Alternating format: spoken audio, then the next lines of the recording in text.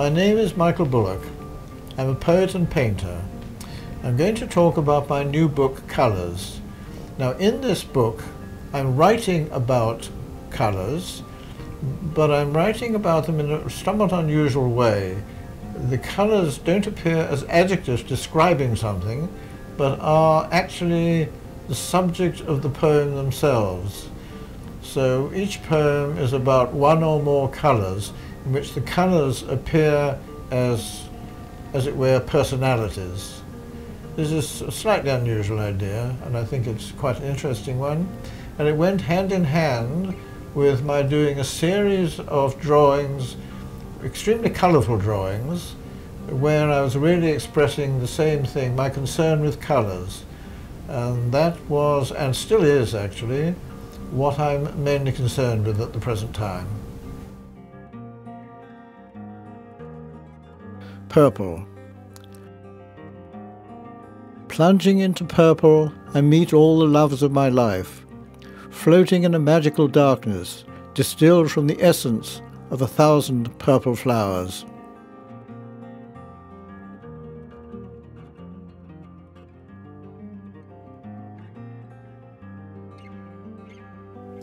When I'm asked what prompted me to write this book, I find it extremely hard to answer because it was so spontaneous.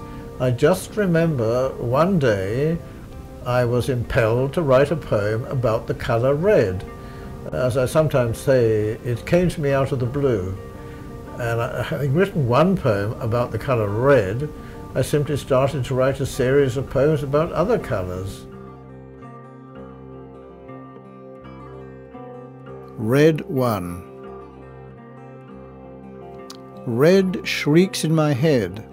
Its talons claw at my brain. Its ruby eyes peer into places meant never to be seen.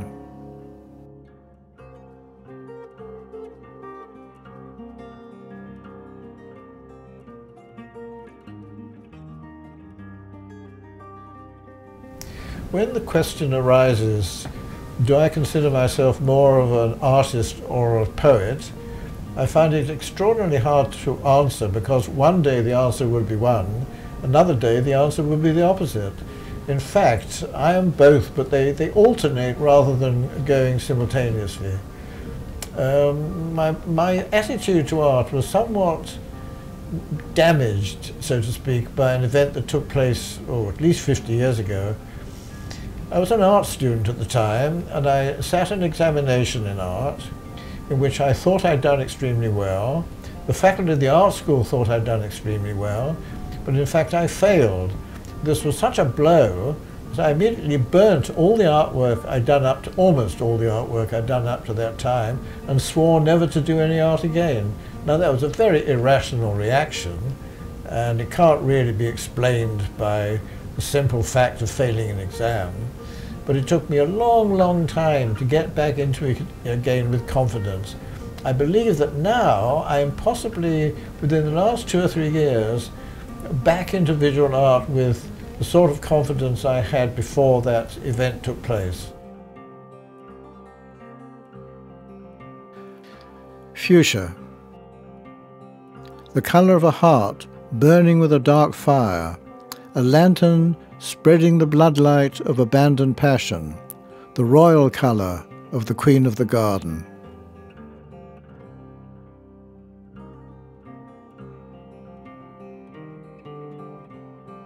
I do consider myself a surrealist, but there are people who challenge that definition on the grounds that my work is too abstract to be surrealist. I like to really consider myself, or to describe myself, as an abstract surrealist. And by this I mean that my work certainly appears to be abstract, and perhaps starts off with an abstract intention, but it ends up containing various images which may be almost subliminal, but they're there, and they do, I think, make it surreal.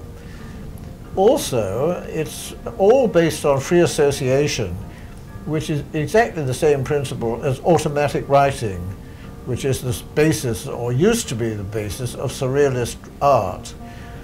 My writing, on the whole, is truly surrealist. Well, my fiction is unquestionably surreal. My poetry swings between two poles. One of them is surrealist, and the other is more imagist, I would say. But these definitions are unimportant. I like the definition surrealist because it indicates a degree of freedom which no other movement in art permits. And my work is very free from any kind of inhibitions, I think. Pale mauve. Pale mauve surrounds me, dove colour, the colour of nostalgic music, filled with longing and the echo of the irrecoverable past.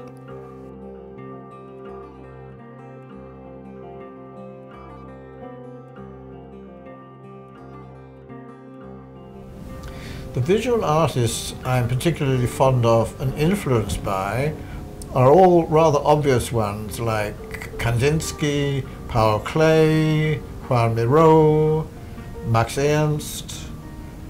And also there is a British painter called Alan Davey I was influenced by in one particular characteristic. He has a habit, or had a habit, of outlining all his shapes with black lines. This appealed to me for some reason, and while at art school I did quite a lot of stained glass design because it enabled me to use this technique of outlining shapes with black lines.